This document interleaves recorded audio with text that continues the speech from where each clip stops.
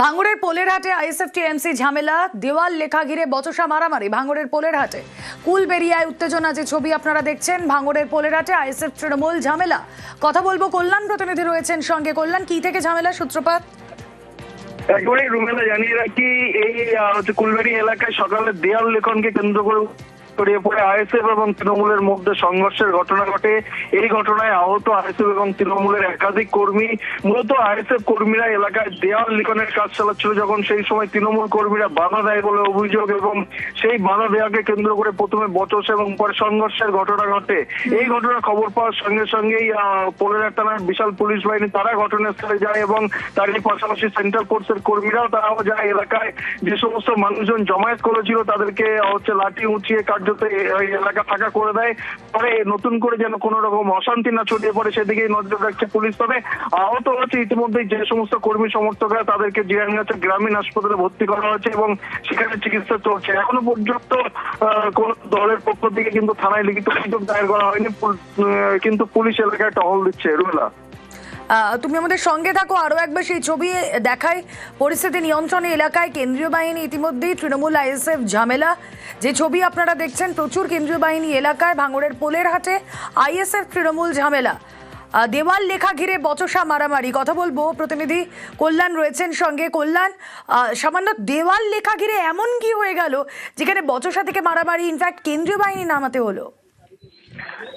একেবারে রুমেলা জানিয়ে রাখি, ভাঙড় কিন্তু বরাবরই আইএসএফ এবং তৃণমূলের মধ্যে একটি টান উত্তেজনামূলক এই হচ্ছে বিধানসভায়। এখানে তৃণমূলরা যেমন তাদের 1 ইঞ্চি মাটি থাকতে না, তারই পাশাপাশি যেহেতু প্রাক্তন বিধায়ক আছে নওজল সিদ্দিকী, ফলে আইএসএফ এর এখানে যথেষ্ট শক্তিশালী, ফলে কেউ কারোর বিরুদ্ধে এতটুকু জমি ছাড়তে না। সেখানে দাঁড়িয়ে আজকের যখন যে এলাকায় মূলত এই দেওয়াল লেখার কাজ চলছিল, সেখানে তৃণমূল যথেষ্ট শক্তিশালী। সেখানে যখন আইএসএফ কর্মী সমর্থকেরা দেয়াল লিখতে যায়, তখনই তৃণমূল কর্মী থেকে শুরু করে যে সমস্ত এলাকার নেতৃত্ব ছিল তার বাধা দেয় বলে অভিযোগ। আর এদিকে দেখুন, 2 দাঁতালের লড়াই সাঁকরাইলে, ক্যামেরাবন্দি রুদ্ধশ্বাস ভিডিও। এলাকা দখলের লড়াই, 2 হাতে তর্জন গর্জন, তটস্থ স্থানীয়রা। এলাকা দখলের লড়াই 2 দাঁতালে, সাঁকরাইলে ক্যামেরাবন্দি রুদ্ধশ্বাস ভিডিও।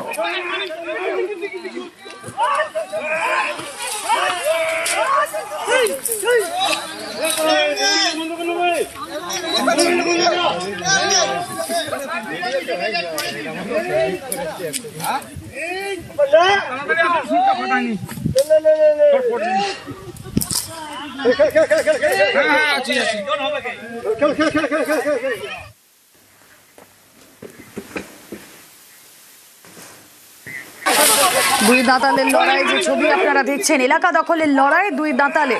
ঝাড়গ্রামের সাঁকরাইলে ক্যামেরাবন্দি রুদ্ধশ্বাস ভিডিও।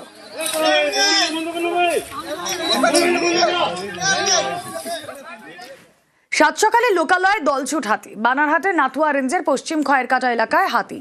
আতঙ্কে গ্রামবাসী, খাবারের খোঁজে লোকালয়ে ঢুকে পড়ে দলছুট হাতি। হাতিকে জঙ্গলে ফেরত পাঠান বনকর্মীরা।